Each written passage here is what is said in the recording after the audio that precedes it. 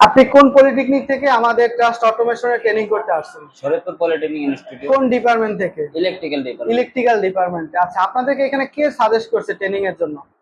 আপনাদের এটা ফেসবুকে ভিডিও দেখছি, ইউটিউবে ভিডিও দেখছি, তারপরে আপনার সাথে হোয়াটসঅ্যাপে কথা হয়েছে। আচ্ছা আচ্ছা। এখানে আসার আগে আপনাদেরকে যে প্রতিশ্রুতি দেওয়া হয়েছিল সেই অনুযায়ী কাজ পাচ্ছেন কিনা? জি জি, অবশ্যই হাতে কলমে কাজ শেখা যাচ্ছে।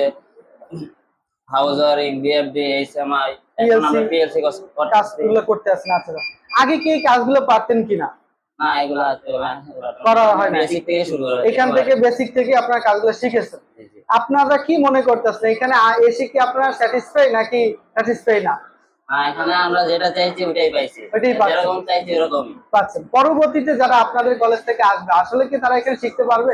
অবশ্যই তাদেরও আমরা সাজেস্ট করবেন। আপনারা তো আমাদের স্টুডেন্টের কাছ থেকে শুনলেন আমাদের ট্রেনিং সম্পর্কে।